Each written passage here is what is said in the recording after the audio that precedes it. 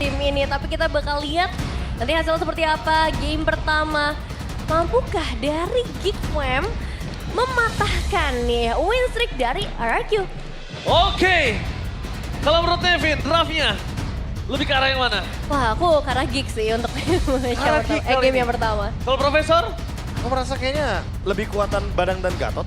Badan dan Gatot, dan ini dia dua pendapat yang berbeda. Apakah Geekfam akan tetap dengan The Kingslayer atau RRQ Hoshi dengan Kingslayer? So, mari kita menuju ke line up dan MPL Arena. Mana tepuk tangannya? Let's go to the end of time. Oke, pertemuan Hanzo yang kali ini bisa kita lihat lagi karena terakhir yang sempat dimainkan oleh Arki ada di tangan Hazel juga karena Hazel hanya Hanzo ya. Tapi sekarang bakal dihadapkan dengan seorang Susujin yang membawa Suyo tapi Toy. No. Almost is never enough. Lihat, bahkan hampir saja diamankan first blood di battle lane untuk seorang Toy. Flicker mau nggak mau dikeluarkan, tapi sedangkan di depan sana Idok mau nggak mau langsung mereset dan melakukan sedikit cover terhadap seorang Toy. Sekeratul maut, dan di sini Toy bisa dimakan. Kenapa Luiski kondisinya masih memiliki Flicker? Ya masih ada Flicker, masih cukup aman seharusnya untuk di awal meskipun informasi terbilang cukup mahal, Prof. Oke. Untuk sekarang Idoknya tetap bermain dengan fokusif ya. Dan Baloy ternyata yang malah ke-trigger dari segi flickernya. Sehingga di early game seperti ini cukup merugikan bagi teman-teman Geekfam ketika mereka harus kehilangan satu battle spellnya. Tapi bertukar dengan Toy. Yang nanti mungkin di menit yang kedua sudah akan kembali lagi dengan flickernya. Alright. Tapi kalau ngomongin ke arah Flicker di saat nanti mereka akan berdebat ke arah Turtle, untungnya tidak ada God Laner yang biasanya langsung ikut ke arah teamfight, Profesor. Iya, walaupun arus sungainya menuju ke EXP ya. Yes. Dan buat sekarang juga di 2 menit yang pertama kita bakal melihat Idok yang cukup aktif dan Susujin yang juga bisa dibilang bakal cukup stabil dan secara prediction, wow. Goni versus everybody. Tapi kali ini Aetherna bersama dengan Nevin ya kan. Tapi Toy tidak memiliki ke arah Flicker. Membuat dirinya harus bertahan sedikit. Sedangkan freeze ya? Iya, freeze-nya itu. Sedangkan Gobs, apakah yang diberikan oleh seorang Profesor sebagai option kalau Gobs harus balik lagi seperti dulu itu akan diambil, Profesor? Ya harusnya sih, karena beberapa kali kita melihat kayak Cici EXP kalau misalkan kurang badan itu bakal kurang maksimal juga. Dan sekarang dari itu Oke, Maybe dan Avoy standby di arah bottom lane. Berhasil mendapatkan 1 poin kill atas seorang Toy. Apakah akan ada pertukaran dengan adanya sosok Turtle atau bahkan tidak ada? Dan kali ini Turtle diamankan tanpa ada sedikit pertukaran. Seketika para pasukan dari tim RRQ mereka melakukan dominasi menuju ke arah Purple yang dimiliki dari seorang Geekfam. Dan nampaknya di sini Geekfam harus kehilangan Purple-nya, Nevin. Iya, kehilangan Purple, kehilangan Gobs juga tadi karena ya ada satu kejutan lah yang diberikan oleh teman-teman dari RRQ. Dan bisa dibilang sebenarnya kalau menurutku ya ini keuntungan masih tetap buat RRQ. Jadi mereka bisa nutupin kerugian kehilangan Toy. ya ini jatuhnya benar-benar kayak pertukaran yang sangat tidak adil sih, walaupun dengan Toy ya. Iya. Karena mau gimana pun Toy akan tetap kegendong dengan adanya pertukaran dari segi Turtle dan juga gold sharing. Oke, emang Kingdom just being Kingdom. Lihat 88% tanpa ada sama sekali kasih nafas kepada fans dari Geekfam. Oke, buat kalian para fans Geekfam jangan lupa untuk dukung Geekfam. Di kolom komentar ada votingnya. Tetap semangat ya karena memang tidak mungkin sejauh ini pun masih bisa dibilang cukup aman. Apalagi dengan kombinasi yang dibawakan. Woi, dari seorang Aboy terhati-hati. Oh make it! Instant pick off terjadi membuat perpasukan tim RRQ berhasil mendapatkan point kill. Tapi Aboy di sana dualitinya belum terlalu maksimal membuat perpasukan dari tim Geekfam. Mereka tanpa pertukaran sama sekali dan plus 1 Toy di arah bottom lane flicker for defensive. Dan gagal. Toy tetap harus termakan tapi Kadera tidak ada jalan untuk pulang. Barter yang cukup mahal plus Baloyski di tangan dari Rich. Tidak bisa dihitung oleh keuntungan karena sudah terlalu berlimpah, Profesor. Wah ini pertukaran yang menurutku sangat menguntungkan bagi RRQ. Wah berlimpah banget Nevin. Karena mereka mendapatkan banyak sekali. Dari invade jungle-nya berhasil, make it juga tumbang. Dan bahkan bayang-bayang dari Dairen sekarang yang mencoba Ini untuk bencana. mengganggu dengan ini bencana. Iya, dan 2 flicker sih itu juga lumayan mahal banget ya yang bisa dapetin tadi dari Baloyski dan juga Kadera semuanya keluar. Dan kalau ngelihat objektif, ini kemungkinan besar memang bakal jatuh ke tangan teman-teman dari RRQ Hoshi. Ngelihat mereka sudah mulai melakukan setup juga. Gobs dan juga Baloyski harus menjadi mata-mata bagi para pemain Geek Fam. Tapi tidak ada flicker dari seorang Baleskip, tidak masalah karena Gops akan masuk ke arah depan. Memasang menjegal Susujin, tapi lihat Retribution tetap di dalam Susujin.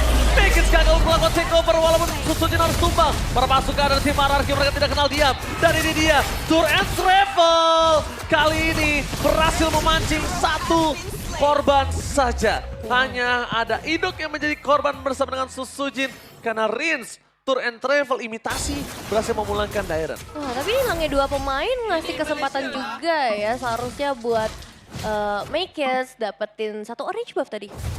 Ya, ini ada pencurian yang cukup menarik ya, karena tiba-tiba dengan adanya keuntungan yang didapatkan dari RRQ ternyata ke-stop semuanya karena ada satu pencurian dan point kill terhadap Idok yang ditinggalkan tadi dengan adanya diversion. Gila. Tumbang 2 kali. Mundurnya jauh banget. Di menit 5 loh dia baru bisa dapetin Hunter Strike. Tapi lihat, Mekis di depan sana akan membalikan keadaan dari seorang Dairen. Dan itu dia, where are you going Mekis? One by one situation dari Dairen kali ini. Mencoba untuk mendapatkan satu point kill. Dan killing spree is real. One by one situation yang gagal didapatkan dari seorang Mekis. Ini agak cukup berbentur, berbanding terbalik dengan Susujin. Walaupun dia sudah tumbang 1 kali, tapi Mekis 2 kali. Dan yang jadi masalah ini Dairen juga dapetin banyak banget ya. 3 poin eliminasi sejauh ini. Dari sisi XP ngebuat harusnya XP lane-nya lebih bebas lagi. Ngebuat juga dari Gops akan sedikit kesulitan karena bakal ada tanggung jawab yang lebih besar nanti di arah lane. Jangan lupa ya ini diversionnya. Diversion dan Kadera surprise! Again! Itu dia, imitasi dari Rins Tour and Travel yang berhasil membawa Dairen ke arah bottom lane. Pertukaran bahkan tidak akan terjadi karena para pasukan dari RRQ akan dengan sangat cepat sigap menuju ke arah turtle ketika ombak sudah mulai bergetar. Ya ini setupnya tepat banget ya timingnya. Nggak ada Moskov di landing jauh, otomatis harus di-clear terlebih dahulu. Dan di bagian mid lane juga bakal dikuasai sehingga turtle akan semakin lebih mudah. Apalagi sekarang, Idoknya udah lebih siap nih harusnya dengan adanya AOG, After of Guardian. Di mana Dairen juga sudah siap di depannya. Ini Baloski aja ditabrak sama Dairen itu nggak masalah loh. Dan lihat itu dia, bakal coba dipaksa. Target untuk sama Susujin, DPS sangat besar. Make it, sedikit terlambat, adu Retribution dan dampaknya kali ini. Retribution is on point di tangan Make it. Berhenti sejenak dari sosok seorang Susujin yang bahkan Retributionnya tidak keluar sama sekali Profesor. Ini combo Luoi dan juga Hanzo yang cukup mencegangkan. Avatar of Guardian for nothing. Idok nampaknya tidak bisa mendapatkan apapun. Dan mereka harus mundur karena Baloski berhasil mengusir mundur para pasukan dari tim RRQ, Nevin. Iya, tidak sempat untuk keluar tapi Makers masih mencoba untuk maju lagi.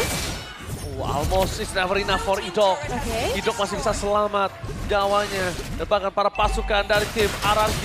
Kali ini mereka hanya memberikan sedikit getaran. Dan itu dia, permainan Loi dan ada MPL ID Extremer. Silakan Nevin. Wah, ada Bang Age yang kali ini bakal menjadi analis dari match kali ini. Halo Bang Age. Dan kita bakal melihat lagi ya untuk dari Geek Fam dan juga Arkeoshi.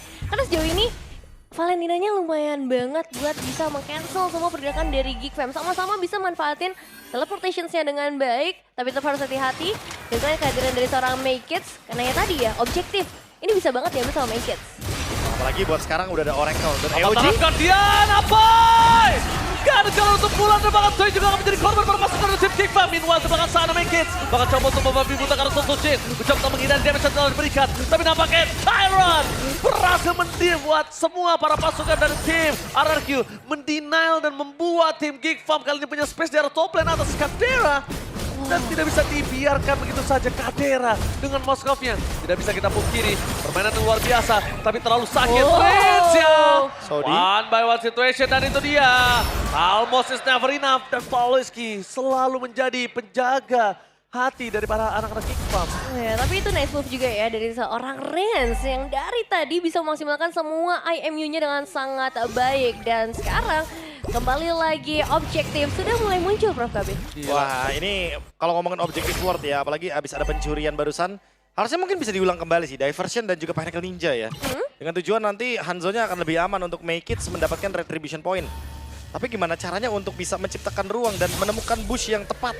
Karena kalau misalkan udah ketahuan sama movementnya RRQ gitu kan, pasti bakal di stop duluan make it-nya biar bayangannya dihancurkan. Dan sekarang Rins, Nevin, kalau menurut aku kalau dia copy ke arah sosok seorang Loi, dia harus cari sih di mana Moskov ataupun Make It Kadira atau Make dia harus cari sih. Kalau enggak bahaya banget.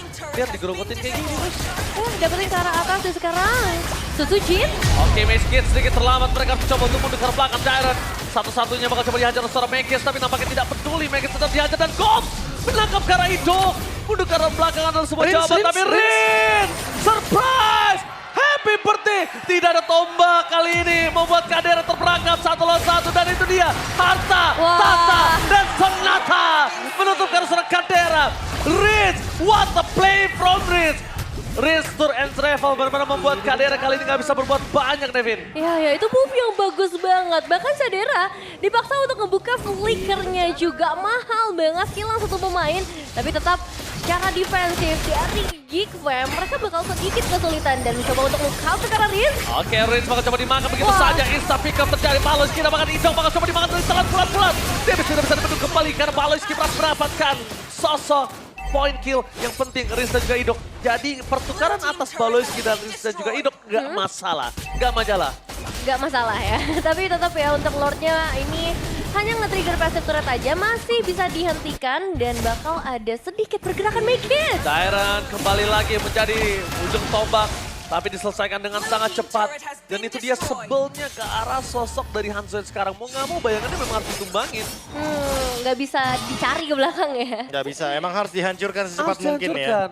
Kalau bisa dibikin bener-bener sampai habis HP-nya Nevin, biar nanti pas ketika balik ke tubuh aslinya dia bener-bener low HP.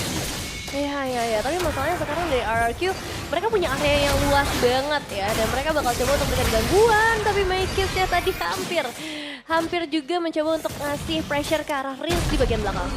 Oke, Maikis emang bakal cukup bersinar dengan attack speed yang dia miliki, tapi ini udah mulai memasuki menit ke arah 12 Devin. Ini nggak cukup baik untuk mereka kalau kehilangan kembali satu lot yang harus dimiliki. Dan battle emote, tadi kita udah lihat banyak. Battle emote jangan sampai kalian lupa. Mau pakai ini bencana juga boleh untuk ngeledek-ledek orang. Lumayan langsung soal di rank ternyata ya. Ini Iya, bencana aku ya. juga punya. Punya? Baik-baikin gua kan lo. Masuk karena 12 menit yang pertama ya. Secara area memang ini menguntungkan banget buat RRQ. Karena mereka bisa invasi lebih dalam. Tapi di sisi lain Geek, mereka punya Moskov sih. Jadi split push atau lane jauh di bagian bottom lane ini mungkin bisa jadi target selanjutnya dari seorang Cadera. Jangan lupakan Loi juga sih Nevin. Ini efek diversionnya akan sangat merepotkan sekali ya. Karena bisa memberikan teleportation untuk Moskov juga, entah untuk Hanzo-nya juga. Atau bahkan Geek Fam ketika dalam keadaan yang nanti mungkin 50-50, mereka bisa membalikkan keadaan dengan cepat. Hanya dengan satu ultimate saja dari Aboy. Oke, Aboy di sana make it, bakal coba untuk bersinar. Target utama mereka adalah Rain, Suzujin is coming. Menutup jalannya para pasukan dari tim RRQ. Membalikkan kembali karena The Baloyski menjadi target utama mereka. Where are you going, Baloy? Dan lihat point kill dikasih ke arah Toy. Supaya Skypicer-nya makin lebih menyala, abangku. Wah, ini kehilangan Baloy di waktu Lordnya juga udah mulai terspawn. Berarti mereka paling bisa mengandalkan Maikis dan juga Aboy ya untuk melakukan steal. Gops sih. Menurut gua Gops ini menjadi poin penting sih Nevin. Ya, dimana zone out bisa aja dilakukan, tapi kuantitasnya mereka lebih sedikit dibandingkan RRQ. Tapi lihat Nevin di depan sana, make it Sakarato mau terbakar weapon situasi Ridong. Dan out of nowhere Dairon berhasil memancing Kadera dengan flickernya. Jadi pertukaran dari Dairon dengan flickernya masih worth it total. Wah, tapi mereka dapat rin sih, itu jadi 1 poin plus juga buat Geek akhirnya nih. Bisa nge-shutdown karena rinsnya. Dari tadi Rins loh ditargetin. Dari Baloyski, dari Gops, dari sosok seorang Mekits. Kadera doang yang ya udah siapa aja di depannya dibantai. Ya udah pasti ya, damage dealer utama ya. Mau nge-kill siapapun dia bisa, mau nge-deliver damage ke siapapun dia juga kuat. Udah ada Demon Hunter Sword juga soalnya. Dan kali ini dengan adanya Malefic Gun akan membuat Cadera semakin lebih leluasa lagi dengan jarak yang lebih jauh untuk bisa memberikan damage. Tapi Lord bergerak dari bagian top lane. Geek Fam harus mempertahankan base mereka. Bergeser ke mode defensif. Dan itu dia menciptakan ruang. Oh, Becky, surprise ternyata di cover dengan sangat sigap. Ternyata invasi yang bakal dilakukan Geek Fam sudah tercium baunya oleh tim RRQ, Nevin. Wah, masih cukup aman ya buat RRQ. Tapi itu satu move yang ingin dicoba pastinya oleh seorang Makers, dan masalahnya sekarang bergeser ke mode defensif. Lord sudah mulai berjalan dari area top lane dan RRQ Hoshi masih membawa 5 pemain mereka. Make it kembali lagi, harus mundur ke arah belakang. Stiker ini bencana. Para mata sudah siap standby di arah Tyrant dan juga para masukan dari tim RRQ. Mereka siap menuju ke depan, menerapkan Guardian. Kantera! Berhasil disangka membuat para pasukan dari tim Geekfam gak punya daya dobrak. Mereka kehilangan power dari damage-nya. Dan bahkan Make it gak bisa selamat Rincia. What the outplay from Rincia. Fokus mendapatkan satu point kill. Tapi tanpa ada Sosoji dan juga Toy, mereka gak bisa masuk lebih dalam dan tidak bisa melakukan endgame. Nampaknya gerakan dari Rincia kali ini agak terlalu sedikit barbar karena pertukaran cukup adil. Biasanya berani flicker ke depan dan masuk itu adalah barter dengan adanya endgame. Apakah itu berhasil mereka lakukan, Evin? Ya, masalahnya masih ada 3 pemain dari RRQ dan masih ada 3 pemain dari King. Baloi! Satu tembakan terakhir hampir saja meledakkan Sky Wizard dan Gold sangat menjadi korban selanjutnya. Dan belum ada lagi yang bisa dapatkan dan itu dia Tyrant. Kadera is coming, shutdown pun terjadi, Kadera versus everybody, flick for defensive, dan ternyata Sosojin dibalikan kembali keadaannya. Terlalu terburu-buru dari tim RRQ, Nevi. Ya, nice move dari Cadera ya. Satu Spear of Destruction yang akhirnya bisa nge-follow up damage-nya, tapi ini never ending fight. Dari kedua belah tim yang benar-benar haus atas kemenangan. Dan RRQ Hoshi gimana nih, Prof? Ya itu yang pengen dicari sih sama Geekfam. Mungkin gerakan-gerakan RRQ yang seharusnya tidak dilakukan. Gerakan-gerakan tambahan. Ya biasanya RRQ kalau udah 2 tumbang poinnya sama ya kan, kuantitasnya sama mereka mundur. Yep. Mereka reset dulu, ternyata mereka melanjutkan team fight. Dan ternyata berhasil dipancing nih oleh Geekfam. Perbedaan goldnya dengan Lord tadi walaupun mendapatkan 3 base turret tapi hanya di angka 1.600 gold lead. Kadera masih ngelit loh. Jadi nggak terlalu jauh sebenarnya Nevin. Kadera Keuntungan tadi kayak jadi keuntungan yang kayak lewat begitu aja, kayak jadi angin lewat aja. Ya, dan mereka berarti harus mulai dari nol lagi nih. Dan masih ya kalau ngomongin ke arah objektif, Geekfam punya chance yang sama besarnya. Nggak peduli mereka kehilangan base turret cukup banyak, tapi mereka bawa Moskop dan Hanzolui. Ini dia combo yang mungkin bakal mengirim Makers nanti langsung ke bagian depan. Oke. Tapi diinformasikan harusnya para pasukan dari tim RRQ. Lihat Malayski mundur ke arah belakang, Toy jadi target utama dengan nama taraf Guardian. Toy masih bisa selamat. Kadera is coming. Tapi Sosoji udah tumbang terlebih dahulu, tak ada following up damage. Membuat para pasukan dari tim RRQ. Mereka membalikkan kembali Kadera dengan adanya Indong. Dan Rincia kali ini terperangkap dari sana. Kadera still survive. Golf berhasil mendapatkan satu, yaitu Indong. Tapi nampaknya masih belum cukup damage untuk bisa menghentaskan seorang Ibo. Idong kali ini belum bisa dituntaskan dan Idong membalikan kembali keadaan, target utamanya dan gol meledak. Unstoppable untuk seorang Toy. Rim standby mencari di mana Makers berada, terdeteksi Makers. No way, double kill, looking for triple kill. Dan para pasukan dari tim Geekfam mereka tersisa Makers dan Maniac from Toy. Ini bencana. Tim RRQ berada di garis depan. Wipe out yang tidak bisa terlalu lama karena satu seorang Awis sudah hidup kembali. Dan Avatar of Guardian dengan soundnya no way.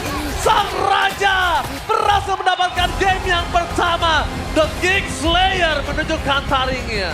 Itu dia, game pertama RRQ Hoshi yang masih bisa bertahan dengan sangat luar biasa. Sedikit mistake bukan menjadi masalah. Karena ternyata untuk finishing team fight di area Lord berhasil mereka menangkan. Semua berkat Idok yang masih survive ketika dia ditunggangi oleh Gobs. Dan ternyata tidak ada yang mukulin ke arah Gobsnya. Bahkan slam-slamnya pun dilewatkan begitu saja. Dengan tujuan biar nantinya Gobs tidak bisa melakukan spam terhadap slam-slamnya. Wah, ini cukup disayangkan sih melihat dari Geekfam. Mereka nggak mau mundur. 3 pemain tersisa tapi mereka masih ingin memaksa, ingin dapetin karena Lord karena Lord harga mati. Tapi malah mereka yang harus mati di game pertama. Tapi jujur ya, ini mereka itu satu suara. Kenapa gue bilang satu suara? Lihat gak ketika Toy berada di kondisi yang gak baik tadi. Bakal coba di-ganking sama Makers. 3 orang di sana udah standby. 3 orang udah benar-benar nutupin gitu loh. Dan lihat ketika Toy dikejar sama Baloski, Avatar Guardian di cover. Toy-nya bebas, Toy-nya selamat. Malah sebaliknya kali ini, RRQ yang memiliki 1